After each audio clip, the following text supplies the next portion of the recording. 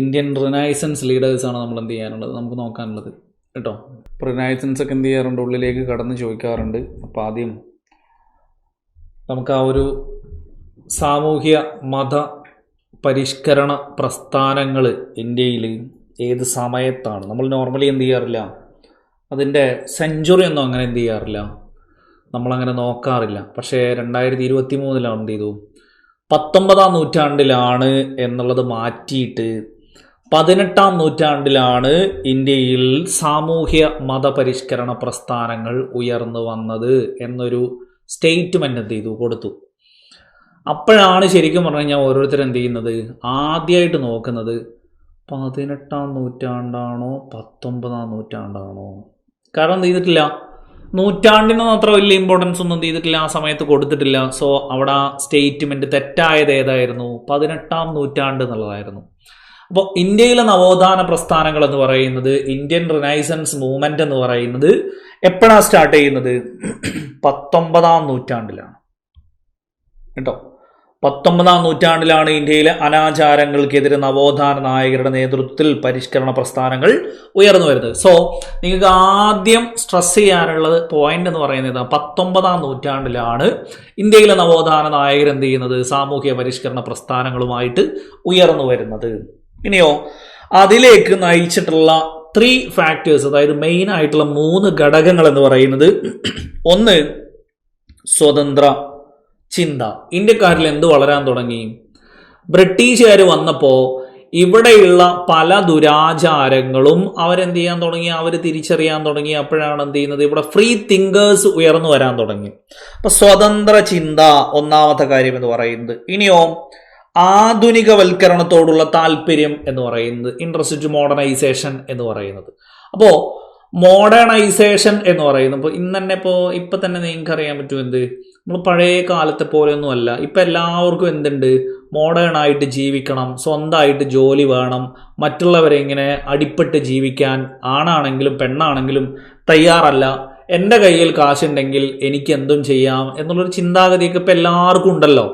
So ആ ഒരു ചിന്താഗതി എന്ന് പറയുന്നത് തന്നെ ഏതാണ്, മോഡേണൈസേഷൻ എന്നുള്ളതാണ്. സോ ഈ പറയുന്ന 19-ാം നൂറ്റാണ്ടിൽ എന്ത് ചെയ്തു, ഇന്ത്യക്കാർക്ക് മോഡേണൈസേഷനോടുള്ള താല്പര്യം, ആധുനികവൽക്കരണത്തോടുള്ള താല്പര്യം. ഇനിയോ യുക്തിചിന്ത, കുറേയൊക്കെ എന്ത് വെച്ച് ചിന്തിക്കാനും തുടങ്ങി, യുക്തി വെച്ച് ചിന്തിക്കാനും തുടങ്ങി. ഇപ്പൊ നമുക്ക് തന്നെ അറിയാൻ പറ്റും, എന്ത് ഈ റിലീജിയസ് ആയിട്ടുള്ള അതുമായിട്ട് നടക്കുന്ന ആളുകൾ പല പൊട്ടത്തരങ്ങളും പറയുമ്പോൾ, അതിപ്പോൾ ഏത് മതമായിക്കോട്ടെ, ഇപ്പം ഇസ്ലാം ആയിക്കോട്ടെ, ക്രിസ്ത്യൻ ആയിക്കോട്ടെ, ഹിന്ദുയിസം ആയിക്കോട്ടെ, ജൈനിസം ആയിക്കോട്ടെ, ബുദ്ധിസം ആയിക്കോട്ടെ, നമ്മൾ പലപ്പോഴും എന്ത് ചെയ്യാറുണ്ട്, നമ്മൾ ഇഷ്ടം പോലെ കേൾക്കാറുണ്ട്. ഏതെന്ന് പറയുന്നത്, ഈ പറയുന്ന ചില ചികിത്സക്കൊക്കെ നമ്മൾ ട്രീറ്റ്മെന്റ് ഒന്നും നോക്കാതെ ഈ പറയുന്ന മതപുരോഹിതന്മാർ പറയുന്നതും കേട്ട് അവിടെ നിൽക്കുമ്പോൾ നമ്മൾ പല ഇതിലും കാണാറുണ്ട്, എന്ത് എനിക്ക് ഈ ചികിത്സ വേണ്ട, എന്നെ ഹോസ്പിറ്റലിലേക്ക് കൊണ്ടുപോയാൽ മതി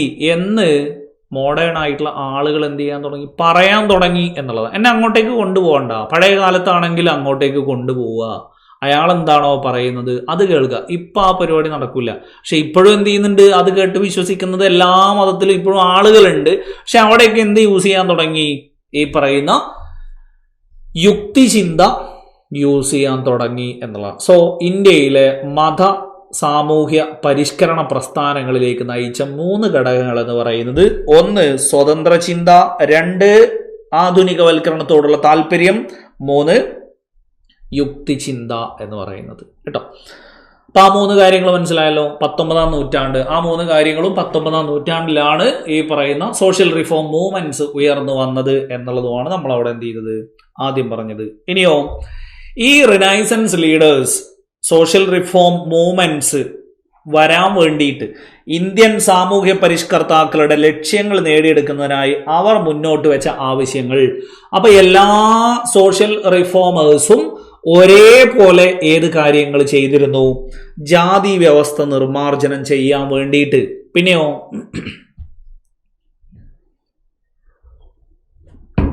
നമ്മൾ ആലോചിച്ചാൽ മതി, എന്ത് ഈ പറയുന്ന 1857 എന്നൊക്കെ പറഞ്ഞു കഴിഞ്ഞാൽ 19-ാം നൂറ്റാണ്ടാണ് കേട്ടോ. സോ ആ ലെവലിൽ തന്നെ എന്ത് ചെയ്താൽ മതി, അവിടെ കണ്ടാൽ മതി. ഇപ്പം നമുക്ക് ഈ ബ്രഹ്മസമാജം എന്ന് പറയുന്നത് 1828-ലാണ്. സോ 19-ാം നൂറ്റാണ്ടിലേക്ക് കടന്നു. നമ്മളിപ്പോൾ എന്ത് ചെയ്യുന്നു? നമ്മളിപ്പോൾ 21-ാം നൂറ്റാണ്ടിലല്ലേ ഓടിക്കൊണ്ടിരിക്കുന്നത്. 2024 എന്ന് പറയുമ്പോൾ ഈ 21-ാം നൂറ്റാണ്ടിലും അങ്ങനെയൊക്കെ ഉണ്ടോ എന്നുള്ളത് നമ്മൾ ചോദിക്കാറില്ലേ? അപ്പം അതാണ് എന്ത് ചെയ്യുന്നത് അവിടെ ഉദ്ദേശിക്കുന്നത് കേട്ടോ. സോ ആ ലെവലിൽ കണ്ടാൽ മതി. അപ്പോൾ ജാതി വ്യവസ്ഥ നിർമ്മാർജ്ജനം ചെയ്യുക, ഒന്നാമത്തെ കാര്യം. എല്ലാവരുടെയും അവകാശങ്ങൾ സംരക്ഷിക്കുക, സ്ത്രീകൾക്കെതിരായ വിവേചനങ്ങൾ അവസാനിപ്പിക്കുക, എല്ലാവർക്കും വിദ്യാഭ്യാസം നൽകുക, വിധവ പുനർവിവാഹം നടപ്പിലാക്കുക, ശൈശവിവാഹം, പൗരോഹിത്യ മേധാവിത്വം എന്നിവ അവസാനിപ്പിക്കുക. ഇത്രയും കാര്യങ്ങളാണ് സാമൂഹ്യ പരിഷ്കർത്താക്കൾ അവരുടെ ലക്ഷ്യങ്ങൾ നേടിയെടുക്കാൻ വേണ്ടി മുന്നോട്ട് വെച്ച ആവശ്യങ്ങൾ. അപ്പോൾ എല്ലാ റിഫോം ലീഡേഴ്സും സോഷ്യൽ റിഫോമേഴ്സും ചെയ്തിരുന്ന കാര്യങ്ങൾ എന്താണ്? ഒരേപോലെയാണ്. ജാതി വ്യവസ്ഥ ഇല്ലാതാക്കണം, പിന്നെയോ എല്ലാവർക്കും വിദ്യാഭ്യാസം കിട്ടണം, പിന്നെയോ സ്ത്രീകൾക്കെതിരായിട്ടുള്ള വിവേചനങ്ങൾ എന്ത് ചെയ്യണം? അവസാനിപ്പിക്കണം, പിന്നെ വിധവ പുനർവിവാഹം, വിധകളെ വീണ്ടും എന്ത് ചെയ്യും? കല്യാണം കഴിക്കാൻ അനുവദിക്കണം, ശൈശവിവാഹമൊക്കെ എന്ത് ചെയ്യണം? അവസാനിപ്പിക്കണം, പിന്നെയോ പുരോഹിത്വ മേധാവിത്വം അവസാനിപ്പിക്കണം. ഇങ്ങനെയുള്ള കോമൺ ആയിട്ടുള്ള കുറച്ച് കാര്യങ്ങളാണ് ഈ പറഞ്ഞത് കേട്ടോ. അപ്പൊ അത് നിങ്ങൾക്ക് എഴുതിയിട്ടില്ലെങ്കിലും കിട്ടും. നിങ്ങൾ എന്താ ആലോചിച്ചാൽ മതി? ഇത് ഉണ്ടോ ഇല്ലയോ എന്ന് മാത്രം ഒന്ന് മനസ്സിൽ ഉറപ്പിച്ചാൽ മതി കേട്ടോ. ജാതി വ്യവസ്ഥ നിർമ്മാർജ്ജനം ചെയ്യുക, അതെന്തായാലും ഉണ്ടാവുമല്ലോ. സോഷ്യൽ റിഫോമേഴ്സ് കൊണ്ടുവന്നാൽ എന്തായാലും അവരുടെ ലക്ഷ്യങ്ങൾ നേടിയെടുക്കാൻ ഇതെന്തായാലും ചെയ്തിട്ടുണ്ടായിരുന്നു. എല്ലാവരുടെയും അവകാശങ്ങൾ സംരക്ഷിക്കുക, അവകാശങ്ങൾക്ക് വേണ്ടിയിട്ടുള്ള പോരാട്ടം. നവോത്ഥാന നായകരനല്ലേ. സ്ത്രീകൾക്കെതിരായ വിവേചനം അവസാനിപ്പിക്കുക, അതും നമ്മൾ റിനൈസൻസ് ലീഡേഴ്സിലൂടെ കാണുന്നതാണ്. പിന്നെയോ എല്ലാവർക്കും വിദ്യാഭ്യാസം നൽകുക എന്നുള്ളത്, വിധവാ പുനർവിവാഹം നടപ്പിലാക്കാൻ, ശൈശവിവാഹം, പുരോഹിത്വ മേധാവിത്വം എന്നിവ അവസാനിപ്പിക്കുക. അപ്പൊ ആ ഒരു ഫാക്റ്റിനെ അങ്ങനെ തന്നെ എന്ത് ചെയ്താൽ മതി? ജസ്റ്റ് അവിടെ കണ്ടാൽ മതി. ഇനി നമുക്കതിൽ ആദ്യം നോക്കാനുള്ള ആളെന്ന് പറയുന്നത് രാജാറാം മോഹൻ റോയ്. ഇന്ത്യൻ നവോത്ഥാനത്തിൻ്റെ പിതാവ്, ഇന്ത്യൻ നവോത്ഥാനത്തിൻ്റെ വെള്ളി നക്ഷത്രം, ഇന്ത്യൻ നവോത്ഥാനത്തിൻ്റെ പ്രഭാത നക്ഷത്രം എന്നൊക്കെ പറഞ്ഞു കഴിഞ്ഞാൽ അത് രാജാറാം മോഹൻ റോയ് ആണ് കേട്ടോ. അപ്പം അങ്ങനെ പല രീതിയിലും എന്ത് ചെയ്തിട്ടുണ്ട് അവിടെ ചോദിച്ചിട്ടുണ്ട്. 1772 ജനിച്ച് 1833 മരണം. കാലഘട്ടം നിർബന്ധമായിട്ട് ഓർത്തിരിക്കണം. 1772, 1833 ഈ 2 വർഷം എന്ത് ചെയ്യണം? ഈ 2 വർഷം നമുക്കവിടെ ഓർത്തിരിക്കാനുള്ളതാണ്. കാരണം രാജാറാം മോഹൻ റോയ് മരണപ്പെട്ട വർഷം പ്രീവിയസ് ക്വസ്റ്റ്യനാണ്. 1833 ബ്രിസ്റ്റോളിൽ വെച്ച് മരണം എന്നുള്ളത് എന്ത് ചെയ്തതാണ്? എടുത്തു ചോദിച്ച ചോദ്യമാണ്. ഇനിയോ അദ്ദേഹം ജനിച്ച വർഷവും ചോദിച്ച ചോദ്യമാണ്. രാധാനഗറിൽ ജനനം കേട്ടോ. രാജാറാം മോഹൻ റോയ്, രാജാറ എന്ന് പറയുന്ന പോലെ തന്നെ രാധാനഗർ എന്നുള്ള ഒരു ലെവലിൽ ഒരേ ടോണിൽ നിങ്ങളൊന്ന് കണ്ടോക്ക്. അതായത് റാം മോഹൻ എന്നുള്ള പേര്, റാം മോഹൻ എന്നുള്ളത് തുടങ്ങുന്നത് റായിലാണ്, എന്നിലാണ് അവസാനിക്കുന്നത്. അദ്ദേഹത്തിന്റെ ജന്മസ്ഥലവും രാധാനഗർ. കണ്ടോ? റാം മോഹൻ റോയ് എന്നുള്ള റാം മോഹൻ എന്നുള്ള ആ ഒരു പേരിൽ തന്നെ നിങ്ങൾക്ക് എന്ത് ചെയ്യാൻ പറ്റും? അവിടെ കാണാൻ പറ്റും കേട്ടോ. രാജ എന്നുള്ള ടൈറ്റിലൊക്കെ എന്ത് ചെയ്തതാണ്? അദ്ദേഹത്തിന് കൊടുത്തതാണ്. അങ്ങനെയാണ് രാജ റാം മോഹൻ റോയ് എന്നുള്ള പേരിലേക്ക് എന്ത് ചെയ്യുന്നത്? അദ്ദേഹം വരുന്നത്. സോ എങ്ങനെ കണ്ടാൽ മതി? റാം മോഹൻ എന്നുള്ള പേരിൽ തന്നെ റാ എന്നുള്ളത് കാണാം. എൻ നഗർ, രാധാനഗറിൽ, ബംഗാളിൽ രാധാനഗറിലാണ് അദ്ദേഹം ജനിച്ചത്. ഇനിയോ ആധുനിക ഇന്ത്യയുടെ പിതാവ്, ഫാദർ ഓഫ് മോഡേൺ ഇന്ത്യ. പിന്നെയോ ഇന്ത്യൻ നവോത്ഥാനത്തിന്റെ പിതാവ്, ബംഗാൾ നവോത്ഥാനത്തിന്റെ പിതാവ്. അത് പിന്നെ എന്തായാലും അങ്ങനെ തന്നെ കണ്ടാൽ മതി. എന്ത്? കാരണം അദ്ദേഹം ബംഗാളിലല്ലേ ജനിച്ചേ. അദ്ദേഹം ബംഗാളിൽ ജനിച്ച് ഇന്ത്യയുടെ നവോത്ഥാനത്തിന്റെ നായകനാണെങ്കിൽ പിന്നെ ബംഗാളിൽ നവോത്ഥാന നായകൻ എന്ന് പറഞ്ഞിട്ട് വേറെ ആളുണ്ടാവില്ലല്ലോ. ബംഗാൾ നവോത്ഥാനത്തിന്റെ പിതാവും ഇന്ത്യൻ നവോത്ഥാനത്തിന്റെ പിതാവും ആര് തന്നെയാണ്? രാജാറാം മോഹൻ റോയ് തന്നെയാണ്. ദേശീയ പത്രപ്രവർത്തനത്തിന്റെ പിതാവ്, ദേശീയ പത്രപ്രവർത്തനത്തിന്റെ പിതാവ്. ഇപ്പൊ ലാസ്റ്റ് ഖാദി ബോർഡിന്റെ ക്വസ്റ്റ്യൻ പേപ്പറിൽ ചോദിച്ചിട്ടുണ്ടായിരുന്നു. ഇപ്പോ ഏറ്റവും ലാസ്റ്റ് നമ്മൾ ഈ ചോദ്യം കണ്ടത് എവിടെയാണ്? ഖാദി ബോർഡിന്റെ ക്വസ്റ്റ്യൻ പേപ്പറിൽ കണ്ടിട്ടുണ്ടായിരുന്നു. ഇന്ത്യൻ ദേശീയ പത്രപ്രവർത്തനത്തിന്റെ പിതാവ്. ഒരു പത്രത്തിന്റെ എല്ലാ കാര്യങ്ങളും നോക്കിയിട്ട് ആദ്യമായിട്ടൊരു ഇന്ത്യക്കാരൻ പത്രം ഇറക്കുന്നത് ആരാ? രാജാറാം മോഹൻ റോയ് ആണ് കേട്ടോ. നിങ്ങൾ കേട്ടിട്ടുണ്ടാവും സമ്പാദ് കൗമുദി എന്നൊക്കെ പറഞ്ഞിട്ട് അദ്ദേഹം എന്ത് ചെയ്യുന്നുണ്ട്, പത്രം ഇറക്കുന്നത് 1821 കാലഘട്ടത്തിലാണ് എന്ത് ചെയ്യുന്നത്, ആ ഒരു പത്രം ഇറക്കുന്നത്. സോ അതിൻ്റെ എല്ലാം ആരായിരുന്നു? രാജാ റാം മോഹൻ റോയ് ആയിരുന്നു കേട്ടോ. അപ്പൊ ദേശീയ പത്രപ്രവർത്തനത്തിന്റെ പിതാവ് പ്രീവിയസ് ക്വസ്റ്റ്യൻ ആണ്. ഇന്ത്യൻ നവോത്ഥാനത്തിന്റെ പിതാവ് പ്രീവിയസ് ക്വസ്റ്റ്യൻ ആണ്. ആധുനിക ഇന്ത്യയുടെ പിതാവ്, ഫാദർ ഓഫ് മോഡേൺ ഇന്ത്യ. അവിടെ നമ്മൾ നോർമലി ആലോചിച്ചാൽ മതി, എന്ത്, ഇദ്ദേഹമാണ് ആദ്യമായിട്ട് എന്ത് ചെയ്യുന്നത്, ഇന്ത്യയിലെ ആദ്യത്തെ ആധുനിക മനുഷ്യൻ, first modern man in India എന്ന് പറഞ്ഞു കഴിഞ്ഞാൽ ആരാണ്? കാരണം കടൽ മാർഗം ഇവിടുന്ന് ഇന്ത്യയിൽ നിന്ന് ഇംഗ്ലണ്ടിലേക്ക് പോയ ആദ്യത്തെ ആളാണ്, ഇംഗ്ലണ്ടിലേക്ക് പോയ ആദ്യത്തെ ഇന്ത്യക്കാരനാണ്. സോ അതുകൊണ്ട് തന്നെ അവിടെ കണ്ട കാഴ്ചയും അവിടെ കണ്ട കാര്യങ്ങളും അവിടുത്തെ ആചാരങ്ങളും അനുഷ്ഠാനങ്ങളുമായിട്ടൊക്കെ അദ്ദേഹം ഏത് താരതമ്യം ചെയ്തിട്ടുണ്ടാവും? ഇന്ത്യയിലെ അനുഷ്ഠാനങ്ങളും ആചാരങ്ങളും ഒക്കെ താരതമ്യം ചെയ്തിട്ടുണ്ടാവും. സ്വാഭാവികമായും അവിടെ നിന്നുള്ള വിവരങ്ങളൊക്കെ ഇവിടെ കൊടുന്ന് പറഞ്ഞു കൊടുത്ത് ഇന്ത്യയിലേക്ക് ആദ്യമായിട്ട് മോഡേണൈസ് ചെയ്യാനുള്ളൊരു ശ്രമം നടത്തിയതാരായിരിക്കും? രാജാ റാം മോഹൻ റോയ്. അതുകൊണ്ട് തന്നെ ഇന്ത്യയിലെ ആദ്യത്തെ ആധുനിക മനുഷ്യൻ, ആധുനിക ഇന്ത്യയുടെ പിതാവ് എന്നൊക്കെ ആരറിയപ്പെടുന്നു? ഈ പറയുന്ന രാജാ റാം മോഹൻ റോയ്. ഇനിയോ ഇംഗ്ലണ്ടിലേക്ക് പോയ ആദ്യത്തെ ഇന്ത്യക്കാരൻ എന്നുള്ളത് നമ്മൾ എന്ത് ചെയ്തു? അവിടെ പറഞ്ഞു. ഇവിടെ ഇന്ത്യയുടെ ആധുനിക ഇന്ത്യയുടെ പിതാവ് എന്ന് പറഞ്ഞാലും ആധുനിക ഇന്ത്യയുടെ സൃഷ്ടാവ് എന്ന് പറഞ്ഞാലും, മേക്കർ ഓഫ് മോഡേൺ ഇന്ത്യ എന്ന് പറഞ്ഞാലും, ഫാദർ ഓഫ് മോഡേൺ ഇന്ത്യ എന്ന് പറഞ്ഞാലും ആര് തന്നെയുള്ളൂ? രാജാ റാം മോഹൻ റോയ് തന്നെ ഉള്ളൂ കേട്ടോ. സോ ഇത്രയും കാര്യങ്ങൾ എന്ത് ചെയ്യുക, ജസ്റ്റ് അവിടെ ഓർത്തിരിക്കുക. വർഷം, ആധുനിക ഇന്ത്യയുടെ പിതാവ്, നവോത്ഥാനത്തിന്റെ പിതാവ്, ദേശീയ പത്രപ്രവർത്തനത്തിന്റെ പിതാവ്, ഇതൊക്കെ എന്ത് ചെയ്താണ്? റിപ്പീറ്റ് അടിച്ച് ചോദിക്കുന്ന. ഇനി രാജ എന്ന പദവി കൊടുത്തത് ആരാണ്? രാജ എന്ന title, the title Raja was given by Akbar second കേട്ടോ. അക്ബർ രണ്ടാമനാണ് എന്ത് ചെയ്യുന്നത്? രാജ എന്ന ടൈറ്റിൽ എന്ത് ചെയ്യുന്നത്? രാജാ റാം മോഹൻ റോയ്ക്ക് കൊടുക്കുന്നത്. ഇനി ഇദ്ദേഹം സോഷ്യൽ റിഫോം മൂവ്മെന്റ് തുടങ്ങുന്നതിന്റെ ആദ്യത്തെ ശ്രമമാണ് ഇത്, ആത്മീയ സഭ, ഫൗണ്ടഡ് ഇൻ 1815. 1815 എന്ത് ചെയ്യുന്നത്? ആത്മീയ സഭ അദ്ദേഹം സ്ഥാപിക്കുന്നത്. ഇവിടെ നിങ്ങൾ പ്രത്യേകിച്ച് കാണണം, 2022 10th പ്രിലിംസിന്റെ ക്വസ്റ്റ്യൻ പേപ്പറിൽ ആത്മീയ സഭ രൂപീകരിച്ച വർഷം എന്ന് കൊടുത്തപ്പോൾ എ ഓപ്ഷൻ 1814, ബി ഓപ്ഷൻ 1815 ഇങ്ങനെയാണ് കൊടുത്തത്. കുറേ പേര് അന്ന് വീണു. 1814 കുറേ പേര് വീണു. ചില പുസ്തകങ്ങളിലൊക്കെ ഏത് കൊടുക്കുകയും ചെയ്യും, 1814 കൊടുക്കാറുണ്ട്. അപ്പം നിങ്ങൾ പ്രത്യേകിച്ച് എന്ത് ചെയ്യുക, ഇന്ത്യയിലേക്ക് ആദ്യമായിട്ടൊരു സോഷ്യൽ റിഫോം മൂവ്മെന്റ് ആയിട്ടൊരു പഞ്ച് മൂവ്മെന്റ് ആയിട്ടാണ് വരുന്നത്. കാരണം എന്താ? ഇവിടുത്തെ എല്ലാവിധ ആചാരങ്ങളെയും അനുഷ്ഠാനങ്ങളെയും വെല്ലുവിളിക്കുന്ന തരത്തിൽ ആദ്യമായിട്ടൊന്ന് തുടങ്ങുമ്പോൾ എന്ത് ചെയ്യേണ്ടി വരും? ആ പഞ്ചിൽ തന്നെ നിൽക്കേണ്ടി വരും. സോ ആ ഒരു പഞ്ചിൽ തന്നെ കണ്ടു കഴിഞ്ഞാൽ 15 അദ്ദേഹം ആത്മീയ സഭക്ക് തുടക്കം കുറിക്കുന്നത്. ആത്മീയ സഭക്ക് രൂപം കൊടുത്തത് 1815. പ്രീവിയസ് ക്വസ്റ്റ്യൻ ആണ് കേട്ടോ. ഇതാണ് ഏതിന്റെ വഴിയിലേക്ക് പോകുന്നത്? ബ്രഹ്മസമാജം രൂപീകരിക്കുന്നത്. അദ്ദേഹം 1828 ബ്രഹ്മസഭ എന്ന പേരിലാണ് എന്ത് ചെയ്യുന്നത്? രൂപം കൊള്ളുന്നത്. അതായത് ഇന്ത്യയിലെ ആദ്യത്തെ സാമൂഹ്യ പരിഷ്കരണ പ്രസ്ഥാനം, അല്ലെങ്കിൽ എല്ലാ സാമൂഹ്യ പരിഷ്കരണ പ്രസ്ഥാനങ്ങൾക്കും ഒരു അടിത്തറ ഒരുക്കുന്നത് ഏതാണ്?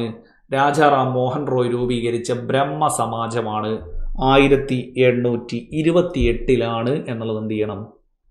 അവിടെ ഓർത്തിരിക്കണം. അത് നമുക്ക് എത്രയോ തവണ എന്ത് ചെയ്താണ്? റിപ്പീറ്റ് അടിച്ച് ചോദിച്ചതാ. ബ്രഹ്മസഭ എന്നായിരുന്നു 1828 രൂപീകരിക്കുമ്പോൾ അറിയപ്പെട്ടിരുന്നത്. പിന്നെ 2 വർഷം കഴിയുമ്പോഴാണ് എന്ത് ചെയ്യുന്നത്? ബ്രഹ്മസമാജം എന്ന് വിളിക്കാൻ തുടങ്ങുന്നത് കേട്ടോ. അപ്പോ നമുക്ക് അവിടെ എന്ത് ചോദ്യം കൂടെ വരാം? ബ്രഹ്മസമാജത്തിന്റെ മുൻഗാമി ആത്മീയ സഭ. കണ്ടല്ലോ, ആത്മീയ സഭ അദ്ദേഹം 1815 ഉണ്ടാക്കിയതാണ്. പിന്നീടാണ് എന്ത് ചെയ്യുന്നത്? ബ്രഹ്മസമാജം രൂപീകരിക്കുന്നത്. ബ്രഹ്മസമാജത്തിന്റെ മുൻഗാമിയാണ് അപ്പോൾ ഏത്? ആത്മീയ സഭ എന്നുള്ളതും കൂടെ അവിടെ എന്ത് ചെയ്യണം? അവിടെ അറിഞ്ഞിരിക്കണം. സോ ഇത്രയും കാര്യങ്ങൾ അവിടെ എന്താണ്? റിപ്പീറ്റ് അടിച്ച് ചോദിച്ചതാണ്. ഇതൊക്കെയാണെന്ന് വിചാരിക്കുന്നു. നമ്മൾ അടുത്തതിലേക്ക് പോകുന്നു. അദ്ദേഹം 1825 എന്ത് ചെയ്യുന്നത്, കൽക്കട്ടയിൽ വേദാന്ത കോളേജ് സ്ഥാപിക്കുന്നത്. സോ രാജാറാം മോഹൻ റോയ് എവിടെയാണ് വേദാന്ത കോളേജ് സ്ഥാപിച്ചത്? പ്രീവിയസ് ക്വസ്റ്റ്യൻ ആണ് കേട്ടോ. ഈ പ്രിലിംസ് മെയിൻസ് തുടങ്ങിയിട്ട് ചോദിച്ച ചോദ്യമാണ് ഇത്, വേദാന്ത കോളേജ് എവിടെയാണ് സ്ഥാപിച്ചത് എന്നുള്ളത്. അപ്പൊ കൽക്കട്ടയിലാണ് എന്ത് ചെയ്തത്, വേദാന്ത കോളേജ് സ്ഥാപിച്ചത്. അത് നിങ്ങൾ നോർമലി ആലോചിച്ചാൽ മതി. എന്ത്, ഇന്ത്യയിൽ ദേശീയ പ്രസ്ഥാനം വരുന്നത് തന്നെ ബംഗാളിലല്ലേ? ദേശീയ പ്രസ്ഥാനത്തിന് നഴ്സറി എന്നറിയപ്പെടുന്ന തന്നെ ഏതാ? ബംഗാളാണല്ലോ. അപ്പൊ സ്വാഭാവികമായിട്ടും ഈ പറയുന്ന ബംഗാളിൽ എവിടെ കോൺസെൻട്രേറ്റ് ചെയ്യും? ബ്രിട്ടീഷുകാരാണെങ്കിലും കൽക്കട്ടയിലാണ്, ഇന്ത്യക്കാരാണെങ്കിലും കൽക്കട്ടയിലാണ്. സോ അദ്ദേഹം ബംഗാളിൽ തന്നെയാണ് രാധാനഗറിൽ ജനിച്ചത് എന്നൊക്കെ നമ്മൾ ആൾറെഡി പറഞ്ഞു. അതും കൽക്കട്ടയ്ക്കടുത്ത് തന്നെയാണ് എന്ത് പറയുന്നത്, രാധാനഗർ എന്ന് പറയുന്നത്. സോ കൽക്കട്ടയിൽ അദ്ദേഹം വേദാന്ത കോളേജ് സ്ഥാപിച്ചു. വർഷം ഓർത്തിരിക്കണം, 1825. വർഷം ചോദിച്ചതാണ് കേട്ടോ. 1825 എന്നുള്ള വർഷം എന്ത് ചെയ്തിട്ടുണ്ട്, എടുത്തു ചോദിച്ചിട്ടുണ്ട്. കൽക്കട്ടയിൽ വേദാന്ത കോളേജ് സ്ഥാപിച്ചത്. ഇനിയോ ബ്രിസ്റ്റോളിൽ 1833 ബ്രിസ്റ്റോൾ എന്ന് പറയുന്നത് ഇംഗ്ലണ്ടിലാണ്. ഇംഗ്ലണ്ടിലെ ബ്രിസ്റ്റോളിൽ വെച്ച് മരണം. അപ്പോ അദ്ദേഹത്തെ എവിടെ അടക്കിയിരിക്കുന്നു എന്നൊക്കെ ചോദിച്ചു കഴിഞ്ഞാൽ ഈ പറയുന്ന ബ്രിസ്റ്റോളിലാണ് എന്നുള്ള ലെവലിൽ തന്നെ. അദ്ദേഹത്തിന്റെ മരണം അവിടെയാണ്, 1833. വർഷം എന്ത് ചെയ്തതാണ്, എടുത്ത് ചോദിച്ചതാണ് കേട്ടോ. വർഷം എടുത്ത് തന്നെ എന്ത് ചെയ്തിട്ടുണ്ട്, ചോദിച്ചതാണ് എന്നുള്ള ലെവലിൽ. ഇനി അവിടെ നിങ്ങൾക്ക് ഒരു കാര്യം കൂടെ അവിടെ കാണാൻ പറ്റും. എന്ത്, ആദ്യമായിട്ട് അദ്ദേഹം ആത്മീയ സഭ രൂപം കൊടുത്ത വർഷത്തിൽ നിന്ന് തന്നെ നിങ്ങൾക്ക് അദ്ദേഹം മരണപ്പെടുന്ന വർഷത്തിലേക്ക് എത്താൻ പറ്റും, 33. കണ്ടോ? അതായത് രാജാറാം മോഹൻ റോയിയുടെ ആത്മീയ സഭ സ്ഥാപിക്കുന്ന അതേ വർഷം കാണുക, എന്നിട്ട് ആ ആത്മീയ സഭയിൽ നിന്ന് രണ്ടും കൂടെ കൂട്ടിക്കഴിഞ്ഞാൽ ആത്മാവ് നഷ്ടപ്പെടുന്ന വർഷവും കിട്ടും. എന്നെന്ത് ചെയ്താൽ മതി, ജസ്റ്റ് നിങ്ങൾ കണ്ടാൽ മതി അവിടെ കേട്ടോ. ചിലർക്ക് എന്ത് ചെയ്യൂല, ചിലർക്ക് വർഷം പഠിക്കുക എന്ന് പറഞ്ഞു കഴിഞ്ഞാൽ ഭയങ്കര മടുപ്പാണ്. അപ്പം എന്തെങ്കിലും അതിലൊരു കണക്ഷൻ എന്തെങ്കിലും ഒന്ന് കിട്ടുകയാണെങ്കിൽ ചിലപ്പോൾ എന്ത് ചെയ്യും, ചിലപ്പോൾ അവിടെ നിന്നോളും. അപ്പോൾ 1815 എന്നുള്ള ആത്മീയ സഭ രൂപീകരിക്കുന്ന വർഷം അവിടെ ഓർക്കുക. അതിലത്തെ 2 സംഖ്യകൾ കൂട്ടിക്കഴിഞ്ഞാൽ ആത്മാവ് നഷ്ടപ്പെടുന്നു, അല്ലെങ്കിൽ അദ്ദേഹത്തിന്റെ മരണവർഷം 33 എന്നുള്ളത് എന്ത് ചെയ്യും, അവിടെ കിട്ടും കേട്ടോ. ഇനി അദ്ദേഹത്തിന്റെ അച്ചീവ്മെന്റും കാര്യങ്ങളും ഒക്കെയാണ് നമ്മൾ ഇനി എന്ത് ചെയ്യുന്നത്, പറയുന്നത്. ഇതുവരെ നമ്മൾ എന്ത് ചെയ്തു, ലൈഫ് ക്രോണോളജി മാത്രമാണ് എന്ത് ചെയ്തത്, ജസ്റ്റ് അവിടെ പറഞ്ഞത്. അപ്പോൾ അവിടെ 1815 ഈ പറയുന്ന ആത്മീയ സഭ, 1825 വേദാന്ത കോളേജ് കൽക്കട്ട, 1828 ബ്രഹ്മസമാജം സ്ഥാപിച്ചു എന്നുള്ളത്. 1833 അദ്ദേഹം മരണപ്പെട്ടു. ഇന്ത്യൻ ദേശീയ പത്രപ്രവർത്തനത്തിന്റെ പിതാവ് എന്നുള്ളത് നമ്മൾ നേരത്തെ തന്നെ എന്ത് ചെയ്തു, നേരത്തെ തന്നെ പറഞ്ഞു. സംബാദ് കൗമുദി ബംഗാളി ഭാഷയിൽ 1821 അദ്ദേഹം ഫസ്റ്റ് ന്യൂസ് പേപ്പർ തുടങ്ങുന്നതാണ്. ഏത്? സംബാദ് കൗമുദി. SCERT അടക്കം എത്രയോ തവണ എടുത്തു പറഞ്ഞിട്ടുള്ളതുമാണ്. പിന്നെയോ ഈ പറയുന്ന PSCയുടെ ക്വസ്റ്റ്യൻ പേപ്പറിൽ നിങ്ങൾ സംവാദ് കൗമുദി ചിലപ്പോൾ എങ്ങനെയും കാണാം, സംവാദ് കൗമുദി എന്നും കാണാം. രണ്ടും ഒന്ന് തന്നെയാണ് കേട്ടോ. സംവാദ് കൗമുദി എന്ന് പറഞ്ഞാലും സംവാദ് കൗമുദി എന്ന് പറഞ്ഞാലും ഒരേ ന്യൂസ് പേപ്പർ തന്നെയാണ്. ഏതാണ്? ബംഗാളി ഭാഷ എടുത്ത് ചോദിച്ച ന്യൂസ് പേപ്പറാണ്. വർഷവും ഇമ്പോർട്ടൻ്റ് ആണ്, 1821. അങ്ങനെ ഓർത്തിരിക്കുക. ബംഗാളികൾ നമ്മളെ നാട്ടിലേക്ക് വരുന്ന എന്തിനാ? സമ്പാദിക്കാനല്ലേ. സോ ആ ലെവലിലൊന്ന് കണ്ടാൽ മതി. എന്ത്? സംവാദ് കൗമുദി ബംഗാളി. സമ്പാദിക്കാൻ ബംഗാളി വരുന്നില്ലേ? ബംഗാളി ഭാഷയിൽ സംവാദ് കൗമുദി എന്നുള്ള ലെവലിൽ തന്നെ കാണുക. എന്നിട്ടോ അവൻ സമ്പാദിച്ച് രാജാവായി എന്നുള്ള ലെവലിൽ കണ്ടാൽ രാജാറാം മോഹൻ റോയുടെ സംവാദ് കൗമുദി ബംഗാളി ഭാഷയിലാണ്. അങ്ങനെ തന്നെ എന്ത് ചെയ്യാം, അവിടെ ഓർത്തിരിക്കാം കേട്ടോ.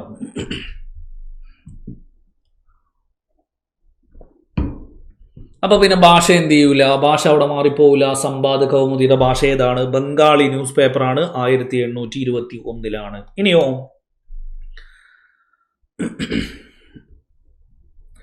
Miratul Akbar Persian news paper കേട്ടോ. അദ്ദേഹത്തിന് തന്നെ മറ്റൊരു ന്യൂസ് പേപ്പറാണ്. ഏത്?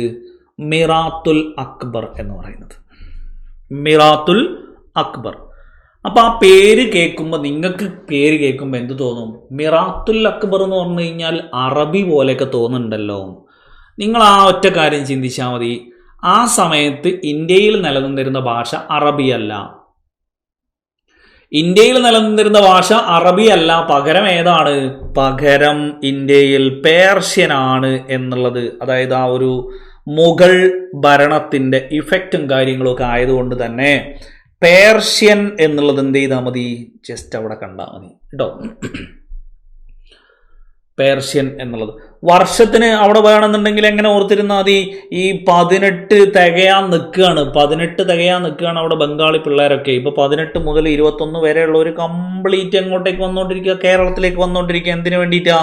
സമ്പാദിക്കാനാ. ആരാ വരുന്നത്? ബംഗാളികളല്ലേ.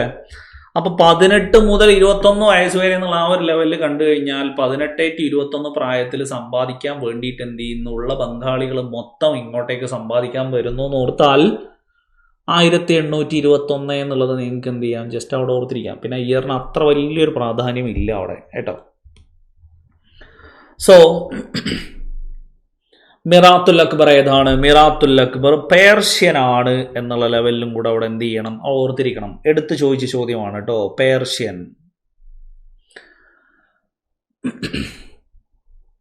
പേർഷ്യൻ മിറാത്തുൽ അക്ബർ എന്നുള്ള ലെവലിൽ തന്നെ അവിടെ എന്ത് ചെയ്യാം? ജസ്റ്റ് അവിടെ ഓർത്തിരിക്കാം. ഇനി ബാംഗദൂത്, അതും ബംഗാളി പ്രസിദ്ധീകരണം തന്നെയാണ് കേട്ടോ. ബംഗാളിന്റെ പഴയൊരു പേരാണെന്ത്? വാംഗദേശം എന്ന് പറയുന്നത് കേട്ടോ. വാംഗദേശ് എന്ന് പറയുന്നതൊക്കെ എന്താണ്? ബംഗാളിന്റെയാ. സോ അത് ആ പേരിൽ തന്നെ ഉണ്ട് നിങ്ങൾക്ക്. ബാംഗദൂത് ബംഗാളിന്റെ ആദ്യത്തെ പേരാ. സോ ബംഗാളി പ്രസിദ്ധീകരണമാണ് ഇത് ബാംഗദൂത് എന്ന് പറയുന്ന രാജാ റാംമോഹൻ റോയുടെ മറ്റൊരു പ്രസിദ്ധീകരണം ബാംഗദൂത് എന്നുള്ളത് കേട്ടോ. ഇനി ബ്രഹ്മസമാജം എന്ത് ചെയ്യുന്നു? ബ്രഹ്മസമാജം അടിച്ചു പിരിയാണ്. ഏതിനു ശേഷം? ഇദ്ദേഹത്തിന്റെ മരണത്തിന് ശേഷം എന്ത് ചെയ്യപ്പെടുന്നു?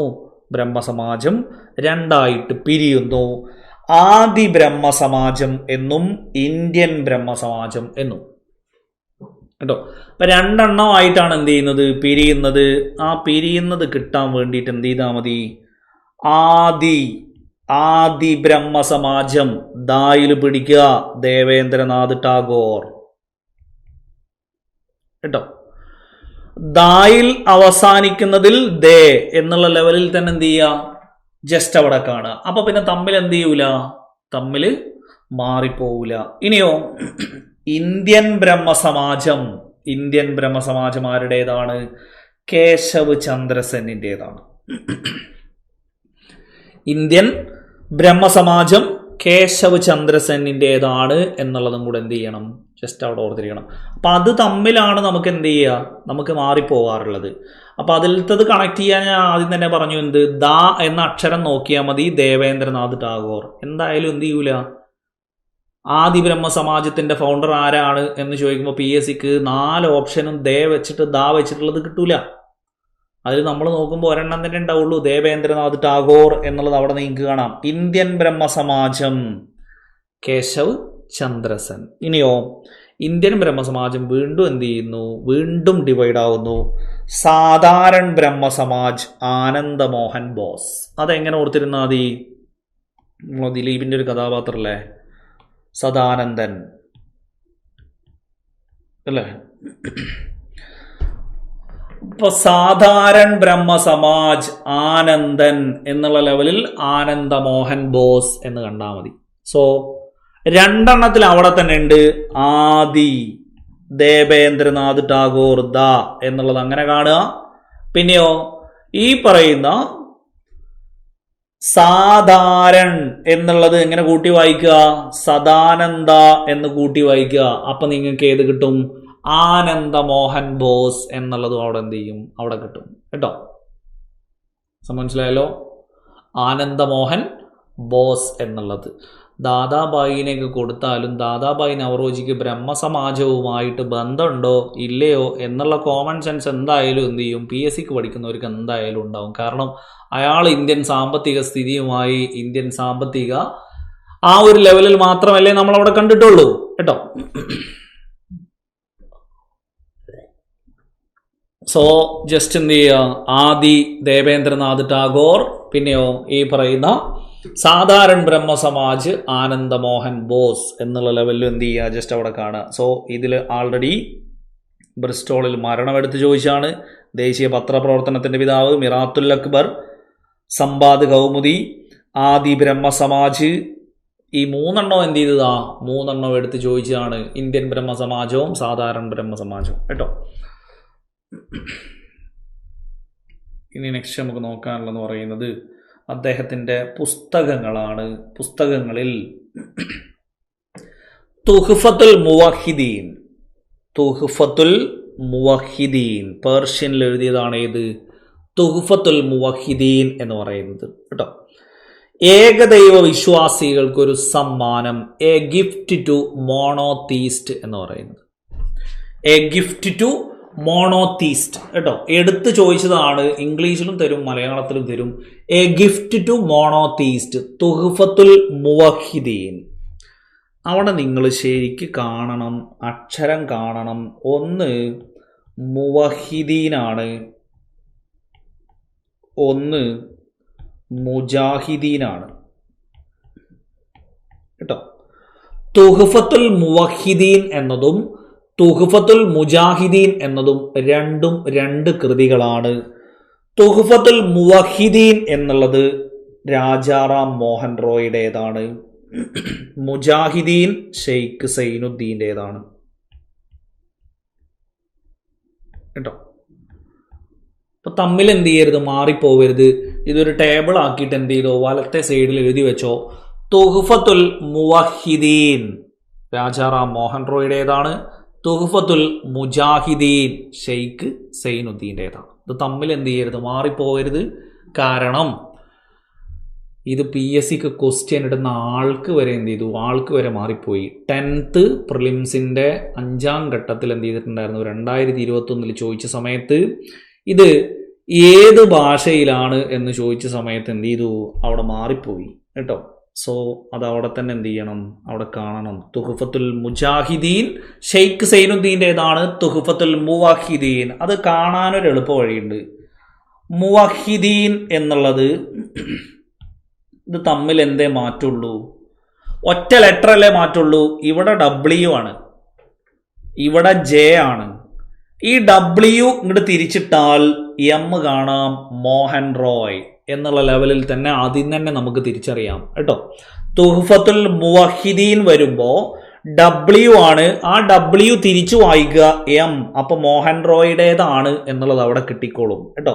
അപ്പൊ പിന്നെ മറ്റേതാരുടെയാ, ഷെയ്ഖ് സൈനുദ്ദീൻ്റെയാണ് എന്നുള്ള ലെവലിൽ അവിടെ എന്ത് ചെയ്താൽ മതി, ജസ്റ്റ് അവിടെ കണ്ടാൽ മതി. സോ തുഹ്ഫത്തുൽ മുവഹിദീൻ ഏകദൈവ വിശ്വാസികൾക്കൊരു സമ്മാനം, അല്ലെങ്കിൽ ഇംഗ്ലീഷിലാണെങ്കിൽ എ ഗിഫ്റ്റ് ടു മോണോതീസ്റ്റ് എന്നുള്ളത് കേട്ടോ. പേർഷ്യനിലാണ് എന്നുള്ളത്. പേര് കേൾക്കുമ്പോൾ തന്നെ അറബിയാണോ എന്ന് തോന്നും.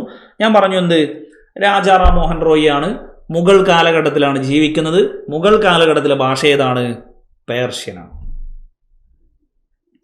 ഇനിയോ പെർസെപ്റ്റ്സ് ഓഫ് ജീസസ് കേട്ടോ. പെർസെപ്റ്റ്സ് ഓഫ് ജീസസ് എന്ന് പറയുന്നത് അടുത്ത ഒരു പുസ്തകമാണ്. ജീസസിന്റെ കാഴ്ചപ്പാടുകൾ എന്ന് മലയാളത്തിൽ എന്ത് ചെയ്യാം, അവിടെ പറയാം കേട്ടോ. പെർസെപ്റ്റ്സ് ഓഫ് ജീസസ് എന്ന് പറയുന്നത് രാജാറാം മോഹൻ റോയുടെ അടുത്തൊരു പുസ്തകമാണ് എന്നുള്ളത് എന്ത് ചെയ്യണം, ജസ്റ്റ് ഒന്ന് അവിടെ ഓർത്തിരിക്കണം കേട്ടോ. പെർസെപ്റ്റ്സ് ഓഫ് ജീസസ് ഇടയ്ക്ക് എന്ത് ചെയ്യാറുണ്ട്, ഈ പറയുന്ന രാജാറാം മോഹൻ റോയുടെ വർക്കുകളിൽ പെടുന്നവ പെടാത്തവ എന്നൊക്കെ പറഞ്ഞിട്ടൊക്കെ എന്ത് ചെയ്യാറുണ്ട്, പെർസെപ്റ്റ്സ് ഓഫ് ജീസസ് എന്ന് പറഞ്ഞിട്ട് എന്ത് ചെയ്യാറുണ്ട്, എടുത്തു ചോദിക്കാറുണ്ട് കേട്ടോ. ഇനി നെക്സ്റ്റ് നമുക്ക് നോക്കാനുള്ളത് പറയുന്നത് അദ്ദേഹത്തിന്റെ A defence of Hindu theism, A defence of Hindu theism എന്ന് പറയുന്ന മറ്റൊരു പുസ്തകം. ഈ രണ്ടെണ്ണവും അങ്ങനെ എന്ത് ചെയ്യാറില്ല, നോർമലായിട്ട് എടുത്ത് എന്ത് ചെയ്യാറില്ല, നോർമലായിട്ട് അങ്ങനെ എടുത്ത് ചോദിക്കാറില്ല കേട്ടോ.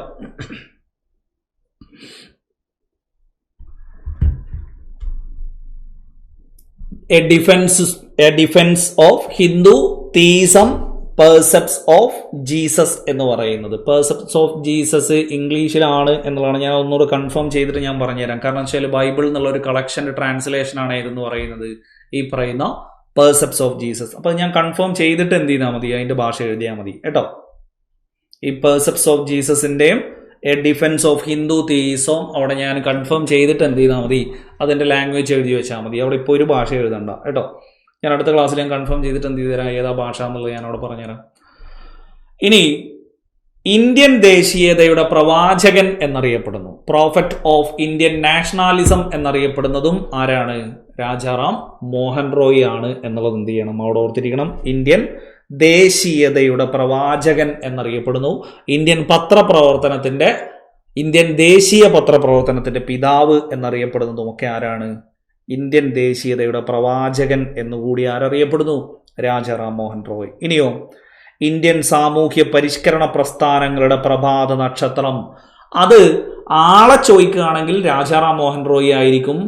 എന്നാൽ സോഷ്യൽ റിഫോം മൂവ്മെന്റ് ആണ് ചോദിക്കുന്നതെങ്കിൽ ബ്രഹ്മസമാജമായിരിക്കും കേട്ടോ. ഇപ്പൊ ഇന്ത്യൻ സാമൂഹ്യ പരിഷ്കരണ പ്രസ്ഥാനങ്ങളുടെ പ്രഭാത നക്ഷത്രം എന്ന് പറയുകയാണെങ്കിൽ ആളെയാണ് ചോദിക്കുന്നതെങ്കിൽ അത് രാജാറാം മോഹൻ റോയ് ആയിരിക്കും. എന്നാൽ പ്രസ്ഥാനമാണ് ചോദിക്കുന്നതെങ്കിൽ, മൂവ്മെന്റ് ആണ് ചോദിക്കുന്നതെങ്കിൽ അതേതായിരിക്കും, അത് ബ്രഹ്മസമാജമായിരിക്കും കേട്ടോ. ഇനി അവിടെ രാമായണം നല്ല വേദങ്ങളും 5 ഉപനിഷത്തും കേട്ടോ. വേദങ്ങളും 5 ഉപനിഷത്തും ബംഗാളി ഭാഷയിലേക്ക് തർജ്ജമ ചെയ്തത് എന്നുള്ളത് കേട്ടോ. ഇപ്പൊ അവിടെ വേദങ്ങളും എന്നാണ് എഴുതേണ്ടത്. വേദങ്ങളും 5 ഉപനിഷത്തുക്കളും ബംഗാളി ഭാഷയിലേക്ക് ട്രാൻസ്ലേറ്റ് ചെയ്തത് എന്നുള്ളതും എന്ത് ചെയ്യാറുണ്ട്, എടുത്ത് ചോദിക്കാറുണ്ട് കേട്ടോ.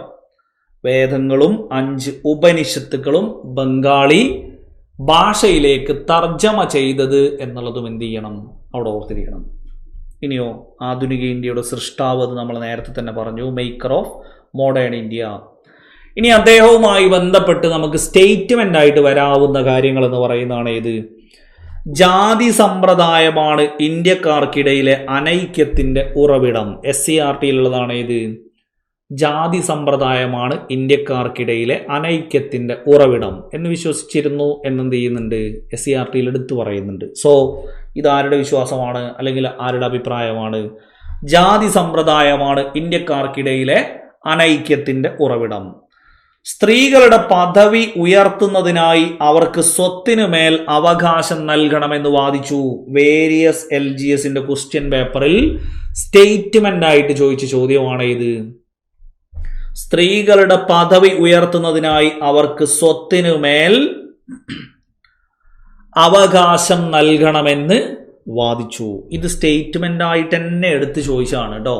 കാരണം എന്താണെന്ന് വെച്ച് കഴിഞ്ഞാൽ SCERT-യിൽ 7ാം ക്ലാസ്സിൽ നവോത്ഥാന നായകർ പറയുന്നിടത്ത് രാജാറാം മോഹൻ റോയ് എന്ന് പറയുന്ന പാരഗ്രാഫിൽ പറയുന്നുണ്ട്, സ്ത്രീകളുടെ പദവി ഉയർത്തണമെന്നാവശ്യപ്പെട്ടു, അവർക്ക് സ്വത്തിനു മേൽ അവകാശം നൽകണമെന്ന് വാദിച്ചു. ഇങ്ങനെ 2 കാര്യങ്ങൾ എന്ത് ചെയ്യുന്നുണ്ട്, അവിടെ പറയുന്നുണ്ട്. ഇനിയോ ദേശീയ വിദ്യാഭ്യാസത്തിന്റെ ആവശ്യകത ഇന്ത്യയിൽ ആദ്യമായിട്ട് ചൂണ്ടിക്കാണിക്കുന്നതും ആരാണ്, ഈ പറയുന്ന ദേശീയ വിദ്യാഭ്യാസത്തിന്റെ ആവശ്യകത ഇന്ത്യയിൽ ആദ്യമായിട്ട് ചൂണ്ടിക്കാണിച്ചതും രാജാറാം മോഹൻ റോയ് തന്നെയാണ്. നേരത്തെ പറഞ്ഞു ഞാൻ ഇത് വേദങ്ങളും പ്രധാനപ്പെട്ട 5 ഉപനിഷത്തുക്കളും ബംഗാളിയിൽ പരിഭാഷപ്പെടുത്തി എന്നുള്ളത് കേട്ടോ. അത് നേരത്തെ ഞാൻ എന്ത് ചെയ്തിട്ടുണ്ടായിരുന്നു, അവിടെ പറഞ്ഞിട്ടുണ്ടായിരുന്നു. ഇനിയോ രാജാറാം മോഹൻ റോയുടെ ജീവചരിത്രകാരി എന്നറിയപ്പെടുന്നത് ആരാണ്, മേരി കാർപ്പൻ്റർ ആണ് കേട്ടോ. മേരി കാർപ്പൻ്റർ, അദ്ദേഹം ഇംഗ്ലണ്ടിൽ പോയ സമയത്ത് അവിടുന്ന് പരിചയപ്പെടുന്നതാണ് ഇത്, ഈ പറയുന്ന മേരി കാർപ്പൻ്റർ എന്ന് പറയുന്ന ആ ഒരു ജീവചരിത്രകാരി എന്നറിയപ്പെടുന്നു. രാജാറാം മോഹൻ റോയുടെ ജീവചരിത്രകാരി എന്നറിയപ്പെടുന്നത് മേരി കാർപ്പൻ്റർ ആണ്. ഇനിയോ ഇദ്ദേഹത്തിന്റെ ആശയങ്ങളെ എതിർത്തുകൊണ്ട് രാധാകാന്ത് ദേവ് ആരംഭിച്ച സംഘടനയാണ് ഏത്, ധർമ്മസഭ കേട്ടോ. 1830 കൽക്കട്ട ബേസ് ചെയ്തുകൊണ്ട് രാജാറാം മോഹൻ റോയുടെ ഈ പറയുന്ന ബ്രഹ്മസമാജത്തിന്റെ ആശയങ്ങളെയൊക്കെ, അല്ലെങ്കിൽ രാജാറാം മോഹൻ റോയുടെ ആശയങ്ങളെയൊക്കെ എതിർത്തുകൊണ്ട് രാധാകാന്ത് ദേവ് സ്ഥാപിച്ച സംഘടന കഴിഞ്ഞ വർഷം ഡിഗ്രി ലെവൽ ക്വസ്റ്റ്യൻ പേപ്പറിൽ മാച്ച് ദ ഫോളോയിങ്ങിൽ ചോദിച്ച ചോദ്യമായിരുന്നു ഏത്, ധർമ്മസഭ എന്ന് ലെഫ്റ്റ് സൈഡിലും രാധാകാന്ത് ദേവ് എന്ന് റൈറ്റ് സൈഡിൽ മാച്ച് ദ ഫോളോയിങ്ങിന്റെ 2 ഗ്രൂപ്പിൽ എന്ത് ചെയ്തിട്ടുണ്ടായിരുന്നു, ചോദിച്ചിട്ടുണ്ടായിരുന്നു. സോ രാജാറാം മോഹൻ റോയിയുടെ ആശയങ്ങളെ എതിർത്തുകൊണ്ട് രൂപീകരിച്ച സംഘടനയാണ് ഏത്, ഈ പറയുന്ന ധർമ്മസഭ എന്നുള്ളത് കേട്ടോ. ധർമ്മസഭ ആരാണ്, രാധാകാന്ത് ദേവ് എന്നുള്ളത് എന്ത് ചെയ്യണം, അവിടെ ഓർത്തിരിക്കണം. ആൾറെഡി ഡിഗ്രിയുടെ ക്വസ്റ്റ്യൻ പേപ്പറിൽ വന്നതാണ് കേട്ടോ. രാധാകാന്ത് ദേവ് എന്ന് പറയുന്ന പേര് ഓർത്തിരിക്കണം. 1830 എന്നുള്ള വർഷത്തിന് അത്ര വലിയ ഇമ്പോർട്ടൻസ് കൊടുത്തിട്ടില്ലെങ്കിലും കുഴപ്പമില്ല. ഏതോർത്തിരിക്കണം, ധർമ്മസഭ എന്നുള്ള പേരോട് ഓർത്തിരിക്കണം കേട്ടോ. സോ ഇതിൽ സ്ത്രീകളുടെ പദവി ഉയർത്തണമെന്ന് പറഞ്ഞതും, അവർക്ക് സ്വത്തിന് മേലെ അവകാശം നൽകണമെന്ന് പറഞ്ഞതും, വേദങ്ങളും പ്രധാനപ്പെട്ട 5 ഉപനിഷത്തുകളും ബംഗാളിയിൽ പരിഭാഷപ്പെടുത്തി എന്ന് പറഞ്ഞത്, പിന്നെയോ ധർമ്മസഭ രാധാകാന്ത് ദേവ്. ഇനി ബ്രഹ്മസമാജത്തിന്റെ ബൈബിൾ എന്നറിയപ്പെടുന്നത് ബ്രഹ്മധർമ്മ കേട്ടോ. ബ്രഹ്മസമാജത്തിന്റെ ബൈബിൾ എന്നറിയപ്പെടുന്നത് ബ്രഹ്മധർമ്മ. ആരെഴുതിയതാ, ദേവേന്ദ്രനാഥ് ടാഗോർ എഴുതിയതാണ്. രാജാറാം മോഹൻ റോയുടെ ആശയങ്ങൾ പ്രചരിപ്പിക്കാൻ വേണ്ടിയിട്ട് ദേവേന്ദ്രനാഥ് ടാഗോർ സ്ഥാപിച്ച സംഘടനയാണ് ഇത്, തത്വബോധിനി സഭ. ഞാൻ പറഞ്ഞു കഴിഞ്ഞ വർഷം ഡിഗ്രി ലെവലിന്റെ ക്വസ്റ്റ്യൻ പേപ്പറിൽ ഒരു മാച്ച് ദ ഫോളോയിങ് ഉണ്ടായിരുന്നു. ആ മാച്ച് ദ ഫോളോയിങ്ങിൽ ധർമ്മസഭയ്ക്ക് മുന്നേ ഫസ്റ്റ് കൊടുത്തിരുന്നത് തത്വബോധിനി സഭ എന്നുള്ളതായിരുന്നു. അപ്പൊ ഒരേ മാച്ച് ദ ഫോളോയിങ്ങിൽ തത്വബോധിനി സഭ, ധർമ്മസഭ എന്നെന്ത് ചെയ്തതാണ്, ആൾറെഡി ചോദിച്ചതാണ്, ഡിഗ്രി ലെവലിൽ വന്ന ചോദ്യമാണ്. തത്വബോധിനി സഭ ആര് രൂപീകരിച്ചതാ, ദേവേന്ദ്രനാഥ് ടാഗോർ രൂപീകരിച്ചതാണ് കേട്ടോ. ദേവേന്ദ്രനാഥ് ടാഗോർ രൂപീകരിച്ചതാണ് എന്നുള്ള ലെവലിൽ തന്നെ എന്ത് ചെയ്യണം, തത്വബോധിനി സഭ എന്നുള്ളത് എന്ത് ചെയ്യണം, അവിടെ തന്നെ കാണണം കേട്ടോ. അപ്പൊ അത് എങ്ങനെ തന്നെ കണ്ടാലും മതി. നമ്മൾ ത എന്നുള്ളത് ചില സമയത്ത് അവിടെ നിരോധിത എന്നൊക്കെ വരുമ്പോ അവിടെ ദ എന്നുള്ള സൗണ്ടാണ് അല്ലെ. ദേവേന്ദ്രനാഥ് ടാഗോർ എന്നുള്ളതും നമുക്ക് ആ ഒരു ത എന്നുള്ളത് തന്നെ ട എന്നുള്ള സൗണ്ട് അല്ലേ, ടി അല്ലേ വരുന്നത്. സോ ആ ലെവലിൽ തന്നെ ജസ്റ്റ് ഒന്ന് കണ്ടാൽ മതി. എന്ത്, തത്വബോധിനി സഭ ആരുടേതാണ്, ദേവേന്ദ്രനാഥ് ടാഗോറിൻ്റെതാണ് എന്നുള്ള ലെവലിൽ തന്നെ എന്ത് ചെയ്താൽ മതി, ജസ്റ്റ് ഒന്ന് അവിടെ കണ്ടാൽ മതി. കാരണം ഈ പറയുന്ന ദേവേന്ദ്രനാഥ് ടാഗോറിന്റെ തത്വബോധിനി സഭ ഇടക്കിടക്ക് എന്ത് ചെയ്യാറുണ്ട്, ചോദിക്കാറുണ്ട്. അതിന്റെ വർഷം ഇമ്പോർട്ടൻ്റ് ആണ്, പ്രീവിയസ് ക്വസ്റ്റ്യൻ ആണ് കേട്ടോ. തത്വബോധിനി സഭ ദേവേന്ദ്രനാഥ് ടാഗോർ രൂപീകരിച്ച വർഷം എന്നൊരു ചോദ്യം എന്ത് ചെയ്തിട്ടുണ്ട്, എടുത്തു ചോദിച്ചിട്ടുണ്ട്. 1839 എന്നുള്ളത് എന്ത് ചെയ്യണം, അവിടെ കാണണം. സോ രാജാറാം മോഹൻ റോയ് മരണപ്പെട്ടതിന് ശേഷമാണ് അദ്ദേഹത്തിന്റെ ആശയങ്ങൾ പ്രചരിപ്പിക്കുന്നതിന് വേണ്ടി, കാരണം 1833 എന്ത് ചെയ്തിട്ടുണ്ട്, 33 രാജാറാം മോഹൻ റോയ് ബ്രിസ്റ്റോളിൽ വെച്ച് മരണപ്പെട്ടിട്ടുണ്ട്. അതിനുശേഷമാണ് എന്ത് ചെയ്യുന്നത്, ഈ പറയുന്ന 1839 അദ്ദേഹത്തിന്റെ ആശയങ്ങൾ പ്രചരിപ്പിക്കാൻ തത്വബോധിനി സഭയായിട്ട് ദേവേന്ദ്രനാഥ് ടാഗോർ വരുന്നത്. ആ തത്വബോധിനി സഭയുടെ മാഗസീനാണ് ഏത്, പ്രസിദ്ധീകരണമാണ് ഏത്, തത്വബോധിനി എന്ന പ്രസിദ്ധീകരണം കേട്ടോ. അപ്പൊ തത്വബോധിനി എന്ന പ്രസിദ്ധീകരണവും ആരുടേതാണ്, ഇതേ ദേവേന്ദ്രനാഥ് ടാഗോറിൻ്റെതാണ്. ഏത് സഭയുടേതാ, തത്വബോധിനി സഭയുടേതാ. 1859 തത്വബോധിനി സഭ ബ്രഹ്മസമാജത്തിൽ ലയിച്ചു. അപ്പൊ ആ റൂട്ട് ഇങ്ങനെ പോരുന്ന എങ്ങനെയാന്ന് വെച്ച് കഴിഞ്ഞാൽ, ഇത് നിങ്ങൾ എഴുതണ്ട, നിങ്ങൾക്ക് അറിയാൻ വേണ്ടി പറഞ്ഞുതരാം. 1833 രാജാറാം മോഹൻ റോയ് മരണപ്പെട്ടു. 1839 ദേവേന്ദ്രനാഥ് ടാഗോർ തത്വബോധിനി സഭയുണ്ടാക്കി. അതുമായിട്ട് ഇങ്ങനെ മുന്നോട്ട് പോകുമ്പോഴാണ് എന്ത് ചെയ്യുന്നത്, ഇങ്ങനെ ഒരു പ്രത്യേകിച്ച് ഒരു സഭൻ്റെ ആവശ്യമൊന്നുമില്ല, ഞാൻ ഏതിലങ്ങോട്ട് ലയിച്ചാൽ മതി. 1859 ആകുമ്പോൾ എന്ത് ചെയ്യുന്നു, ബ്രഹ്മസമാജത്തിൽ അങ്ങോട്ട് ലയിച്ചു. ഇവരും കൂടി ബ്രഹ്മസമാജത്തിൽ അങ്ങോട്ട് ലയിച്ചതോടുകൂടെ പിന്നെ അടിയായി. പിന്നെ 1866 എന്ത് ചെയ്യുന്നു, ആദി ബ്രഹ്മസമാജം പിന്നെയോ ഇന്ത്യൻ ബ്രഹ്മസമാജം എന്നൊക്കെ പറഞ്ഞിട്ടൊക്കെ എന്ത് ചെയ്യുന്നു, തമ്മിൽ അടിച്ച് പിരിഞ്ച് എന്ന്. പല ലെവലിൽ തന്നെ എന്ത് ചെയ്താൽ മതി, ജസ്റ്റ് ഒന്ന് കണ്ടാൽ മതി. അവിടെ നിങ്ങൾക്ക് മനസ്സിലാക്കാൻ വേണ്ടി പറഞ്ഞു തന്നേ ഉള്ളൂ കേട്ടോ. ആദ്യം ബ്രഹ്മസമാജത്തിന്റെ ആശയങ്ങളുമായിട്ടൊക്കെ പ്രചരിപ്പിക്കാൻ പുതിയൊരു സഭയ്ക്ക് ഉണ്ടാക്കിയ ആളാ. പിന്നെ എന്ത് ചെയ്തു, ബ്രഹ്മസമാജത്തിലേക്ക് അങ്ങോട്ട് ലയിച്ചു. പിന്നെ എന്ത് ചെയ്തു, പിന്നെ അടിച്ച് പിരിഞ്ഞതാണ്. സോ നിങ്ങൾക്ക് എന്തേ ചോദ്യമുള്ളൂ, ബ്രഹ്മസമാജത്തിന്റെ ബൈബിൾ എന്നറിയപ്പെടുന്ന ബ്രഹ്മധർമ്മ ആരെഴുതിയതാ, ദേവേന്ദ്രനാഥ് ടാഗോർ എഴുതിയതാണ്.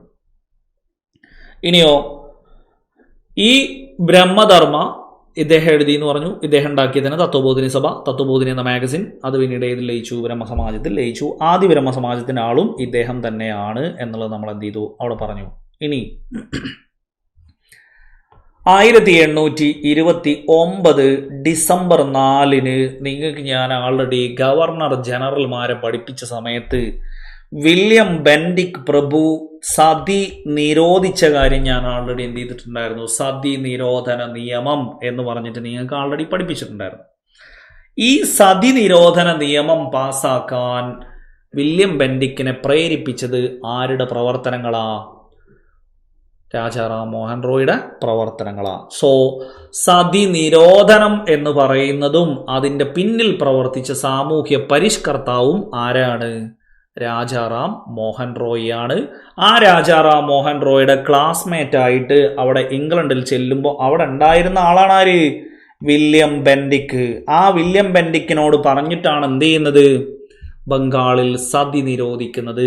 1829 ഡിസംബർ 4 ഞാൻ അവിടെ പറഞ്ഞിട്ടുണ്ടായിരുന്നു, 4 ആളുടെ മുന്നിൽ ഡീസൻ്റായി കാണിക്കാൻ വേണ്ടിയിട്ടാണ് സതി നിരോധിച്ചത് എന്നുള്ള ലെവലിൽ എന്ത് ചെയ്താൽ മതി? അവിടെ ഓർത്താൽ മതി എന്നവിടെ പറഞ്ഞിട്ടുണ്ടായിരുന്നു. സോ സതി നിരോധനം അവിടെ പറഞ്ഞു. ഇവിടെ ഞാൻ ജസ്റ്റ് ഒന്ന് സൂചിപ്പിച്ചു എന്നേ ഉള്ളൂ. സതി നിരോധനത്തിന് പിന്നിൽ പ്രവർത്തിച്ച സാമൂഹ്യ പരിഷ്കർത്താവുമാർ തന്നെയാണ് ഇതേ രാജാറാം മോഹൻ റോയ് തന്നെയാണ് എന്നുള്ളത് അവിടെ എന്ത് ചെയ്യണം? അവിടെ ഓർത്തിരിക്കണം. ഇനിയോ രാജാറാം മോഹൻ റോയിയെ ഓരോരുത്തർ വിശേഷിപ്പിച്ച കാര്യമാണെന്ത്? ഇന്ത്യൻ നവോത്ഥാനത്തിൻ്റെ പിതാവ് എന്ന് രാജാറാം മോഹൻ റോയിയെ വിശേഷിപ്പിച്ചത് രവീന്ദ്രനാഥ ടാഗോറാണ് കേട്ടോ. അപ്പൊ രവീന്ദ്രനാഥ ടാഗോറാണ് എന്ത് വിശേഷിപ്പിച്ചത്? ഇന്ത്യൻ നവോത്ഥാനത്തിൻ്റെ പിതാവ് എന്ന് വിശേഷിപ്പിച്ചത്. ഇനിയോ മത പുനരുദ്ധാരണത്തിൻ്റെ അപ്പസ്തലൻ എന്നൊക്കെ വിശേഷിപ്പിച്ചത്, അപ്പസ്തൽ ഓഫ് റിലീജിയസ് റിവൈവൽ എന്നുള്ള ലെവലിലേക്ക് വിശേഷിപ്പിച്ചത് സുഭാഷ് ചന്ദ്രബോസ് ആണ്. അദ്ദേഹത്തിൻ്റെ പുസ്തകത്തിൽ ഇന്ത്യൻ സ്ട്രഗിൾ എന്ന് പറയുന്ന അദ്ദേഹത്തിൻ്റെ പുസ്തകത്തിലാണ് എന്ത് ചെയ്തിട്ടുള്ളത്? അപ്പസ്തൽ ഓഫ് ഇന്ത്യൻ റിലീജിയസ് റിവൈവൽ എന്ന് പറഞ്ഞിട്ടുള്ളത്. റിലീജിയസ് റിവൈവൽ എന്ന് പറഞ്ഞു കഴിഞ്ഞാൽ മത പുനരുദ്ധാരണത്തിന്റെ അപ്പസ്തോലൻ എന്ന് വിശേഷിപ്പിച്ചത് കേട്ടോ. അപ്പോൾ സുഭാഷ് ചന്ദ്രബോസാണ് എന്ത് വിശേഷിപ്പിച്ചത്? മത പുനരുദ്ധാരണത്തിന്റെ അപ്പസ്തോലൻ എന്ന് വിശേഷിപ്പിച്ചത് അപ്പസ്തൽ ഓഫ് റിലീജിയസ് റിവൈവൽ. മതങ്ങളെ താരതമ്യം ചെയ്ത് പഠിച്ച ആദ്യത്തെ അന്വേഷകൻ എന്ന് വിശേഷിപ്പിച്ചത് മോനിയർ വില്യംസ് ആണ്. മോനിയർ വില്യംസ് ആണ് എന്ത് വിശേഷിപ്പിച്ചത്? മതങ്ങളെ താരതമ്യം ചെയ്ത് പഠിച്ച ആദ്യത്തെ അന്വേഷകൻ എന്ന് വിശേഷിപ്പിച്ചത് മോനിയർ വില്യംസ് ആണ്.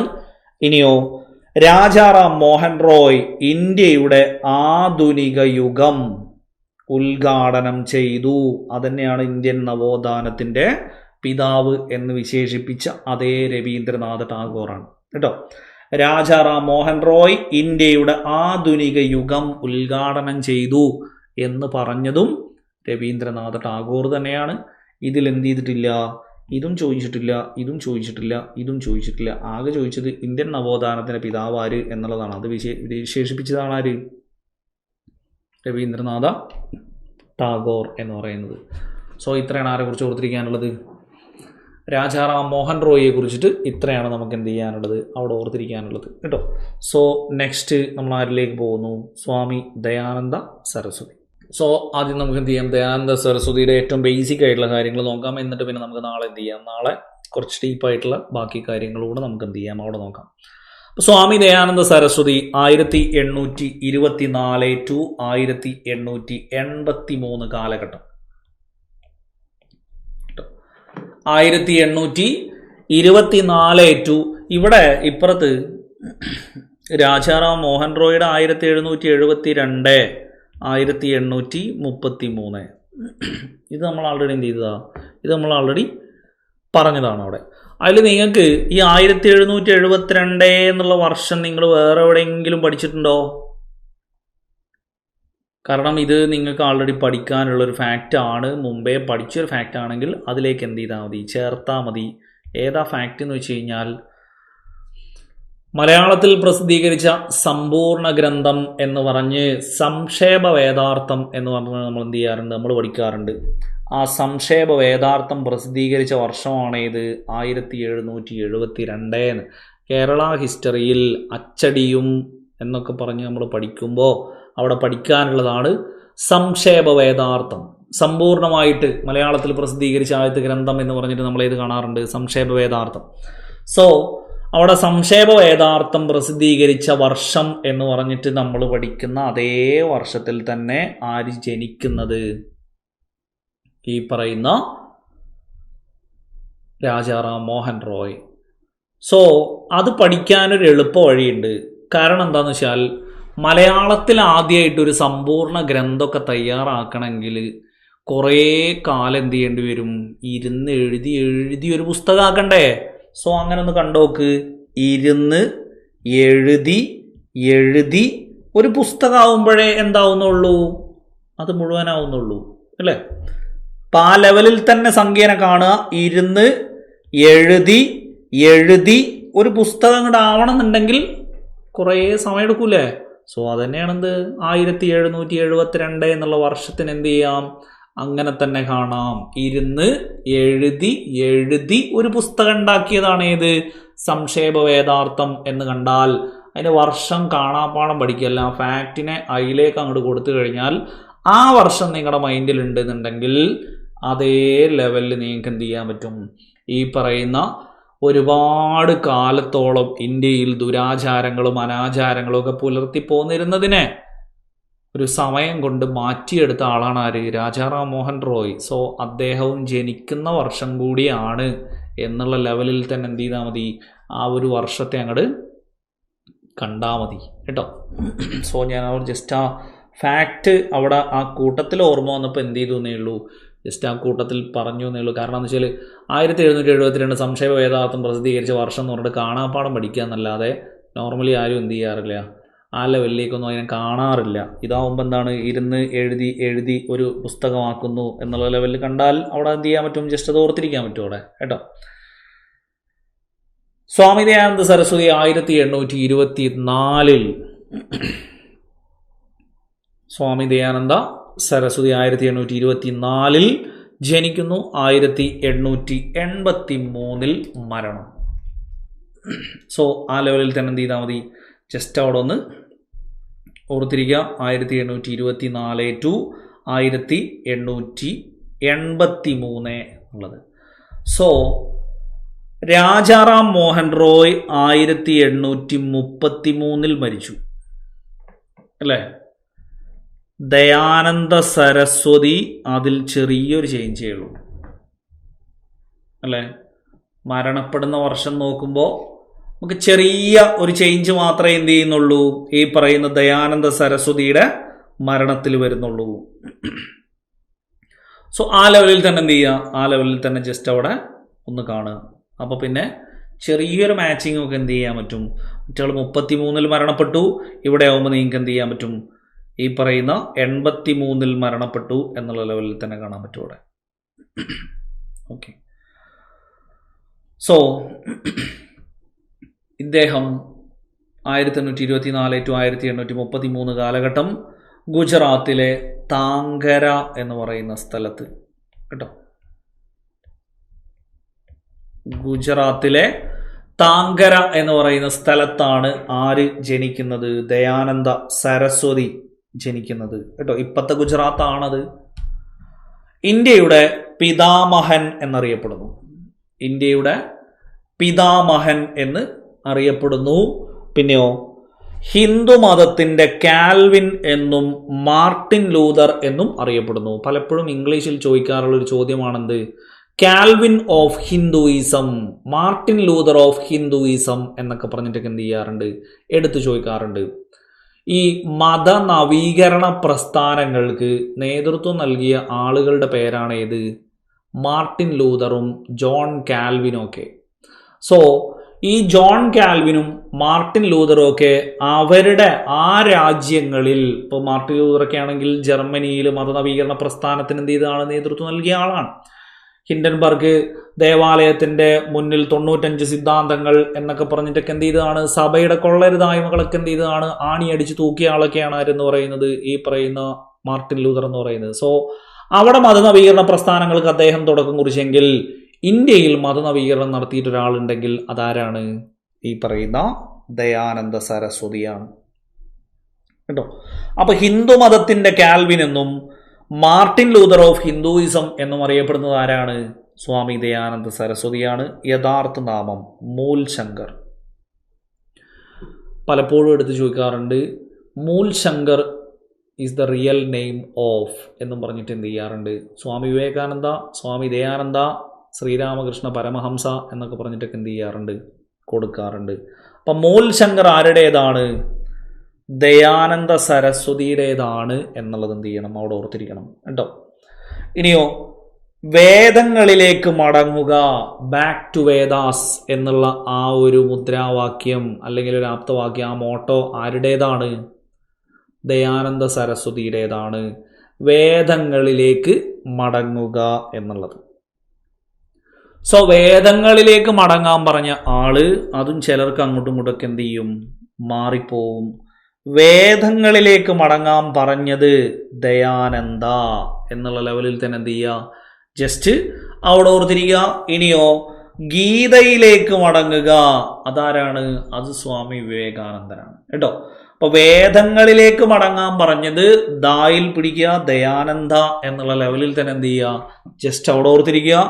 ഗീതയിലേക്ക് മടങ്ങുക എന്നുള്ളത് ഈ പറയുന്ന സ്വാമി വിവേകാനന്ദൻ്റെതാണ് എന്നുള്ളത് എന്ത് ചെയ്യുക? അവിടെ ഓർത്തിരിക്കുക കേട്ടോ. സോ ഇത് തമ്മിൽ മാറാതെ നോക്കുക. 200-ാം വാർഷികം അത് നമ്മൾ പറയാം. കാരണം എന്ന് വെച്ചാൽ കുറച്ച് ഡീറ്റെയിൽഡ് ആയിട്ട് തന്നെ എന്ത് ചെയ്യാറുണ്ട്, പറയാനുണ്ട്. കാരണം എന്താണെന്ന് വെച്ച് കഴിഞ്ഞാൽ 1824 ഫെബ്രുവരി 12-ന്, അതായത് കഴിഞ്ഞ ഫെബ്രുവരി 12-ാം തീയതിയിലേക്ക് എന്ത് ചെയ്യുന്നു? 200 വർഷം കഴിഞ്ഞു. അപ്പോൾ അതുമായി ബന്ധപ്പെട്ട കാര്യങ്ങളൊക്കെ നമ്മൾ എന്ത് ചെയ്യും? അത് പറയും കേട്ടോ. ഇപ്പൊ ഹിന്ദു മതത്തിന്റെ Calvin Martin Luther of Hinduism, യഥാർത്ഥ നാമം മൂൽ ശങ്കർ. വേദങ്ങളിലേക്ക് മടങ്ങുക, ഇന്ത്യക്കാർക്ക്, ഇന്ത്യ ഫോർ ഇന്ത്യൻസ് എടുത്തു ചോദിക്കാറുണ്ട്. ഇന്ത്യക്കാർക്ക് എന്ന മുദ്രാവാക്യം ആരുടേതാണ് എന്നുള്ളതും എന്ത് ചെയ്യാറുണ്ട്? എടുത്തു ചോദിക്കാറുണ്ട്. ആര്യ സമാജ സ്ഥാപകൻ 1875 ബോംബെയിലാണ് ഏത്? ആര്യ സമാജം സ്ഥാപിച്ചത്. സ്ഥലം ഇമ്പോർട്ടൻ്റ് ആണ്, വർഷവും ഇമ്പോർട്ടൻ്റ് ആണ്. ആര്യ സമാജ സ്ഥാപകൻ സ്ഥിരമായിട്ട് എന്ത് ചെയ്യുന്നതാണ്? സ്ഥിരമായിട്ട് ചോദിക്കുന്നതാണ് കേട്ടോ.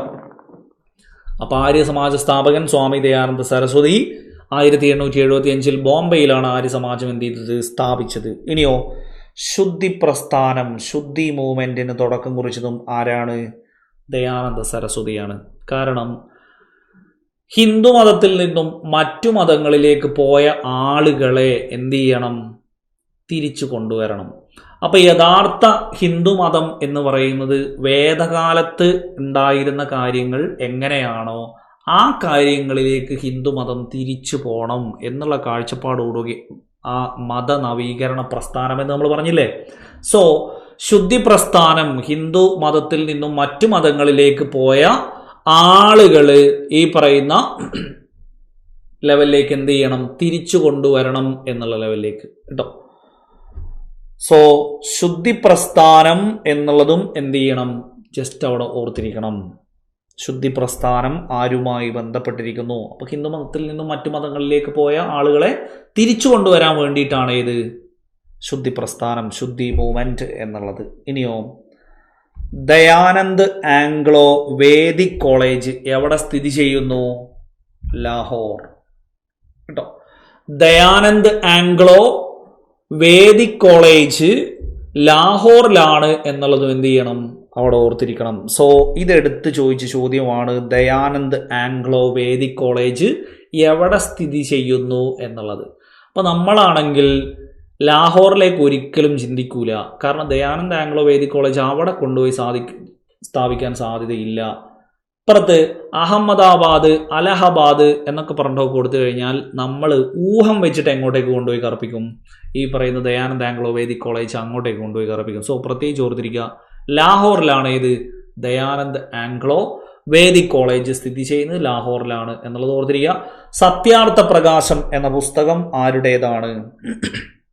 ദയാനന്ദ സരസ്വതിയുടേതാണ്. ആര്യപ്രകാശ് എന്ന ന്യൂസ് പേപ്പറും ആരുടേതാണ്? ഇദ്ദേഹത്തിൻ്റെതാണ് എന്നുള്ളത്. അപ്പോൾ സത്യാർത്ഥ പ്രകാശം എന്ന പുസ്തകവും ആര്യപ്രകാശ് ന്യൂസ് പേപ്പർ, ആര്യ സമാജത്തിൻ്റെ ന്യൂസ് പേപ്പറാണ് ഇത് ആര്യപ്രകാശ് എന്ന് പറയുന്നത്. സോ ആര്യപ്രകാശ് എന്ന ന്യൂസ് പേപ്പർ, സത്യാർത്ഥ പ്രകാശം എന്ന പുസ്തകം, പിന്നെയോ ശുദ്ധി മൂവ്മെന്റ്, ആര്യ സമാജം, ഇതൊക്കെ എപ്പോഴും എന്ത് ചെയ്യാറുണ്ട്? റിപ്പീറ്റ് അടിച്ച് ചോദിക്കാറുണ്ട്. സോ ദയാനന്ദ സരസ്വതി 1824, താങ്കര ഗുജറാത്തിൽ ജനനം എന്ന് നമ്മൾ പറഞ്ഞു. ഇന്ത്യയുടെ പിതാമഹൻ എന്നറിയപ്പെടുന്നു. ഹിന്ദു മതത്തിന്റെ Calvin, Martin Luther of Hinduism, Mool Shankar യഥാർത്ഥ നാമം, India for Indians, back to Vedas. 1875 ബോംബെയിൽ ആര്യ സമാജം സ്ഥാപിച്ചു. ശുദ്ധി മൂവ്മെന്റിന്റെ ഫൗണ്ടറാണ്. ലാഹോറിൽ Dayanand Anglo Vedic college. Satyarth Prakash previous question ആണ്. ആര്യപ്രകാശ് ന്യൂസ് പേപ്പറും പ്രീവിയസ് ക്വസ്റ്റ്യൻ ആണ് എന്നുള്ളത് എന്ത് ചെയ്യണം? ജസ്റ്റ് അവിടെ ഓർത്തിരിക്കണം കേട്ടോ. അപ്പോൾ അവിടെ നിൽക്കട്ടെ. ബാക്കി ഇനി സ്വാമി ദയാനന്ദ സരസ്വതിയുടെ കുറച്ച് സ്റ്റേറ്റ്മെൻറ്റ് ടൈപ്പായിട്ട് വരാനുള്ള SCERT പ്ലസ് NCERT ഭാഗങ്ങളാണ് ഇനി അവിടെ എന്ത് ചെയ്യാനുള്ളത്, ഇനി നമുക്ക് വരാനുള്ളത്. സോ അത് നമുക്ക് എന്ത് ചെയ്യാം? അടുത്ത ക്ലാസ്സിൽ നമുക്ക് നോക്കാം കേട്ടോ. അപ്പോൾ ബാക്കി നമുക്ക് എന്ത് ചെയ്യാം? ബാക്കി അടുത്ത ക്ലാസ്സിൽ നോക്കാം കേട്ടോ. മോട്ടിവേഷൻ ക്ലാസ്സൊക്കെ ഇടക്ക് വെക്കാം. ഇതിപ്പോൾ നമ്മൾ ആൾറെഡി ഒരാഴ്ച മുന്നേ അല്ലേ വെച്ചേ. സോ ഞാൻ പറഞ്ഞില്ല, എപ്പോഴും നിങ്ങൾ ഔട്ടർ എന്നുള്ള ആ ഒരു ലെവലിൽ മോട്ടിവേഷൻ നിൽക്കരുത്. നിങ്ങൾക്ക് എപ്പോഴും എന്ത് ചെയ്യണം? നിങ്ങളുടെ ഒരു തിരുനാൾ എന്ത് ചെയ്യണം എപ്പോഴും? അതായത് എൻ്റെ ജോലി, എൻ്റെ നിലനിൽപ്പ് എന്ന് നമുക്ക് ഇങ്ങനെ എന്ത് ചെയ്യണം? ആ ഒരു ലെവലിൽ തന്നെ എന്ത് ചെയ്യണം? അവിടെ കാണണം.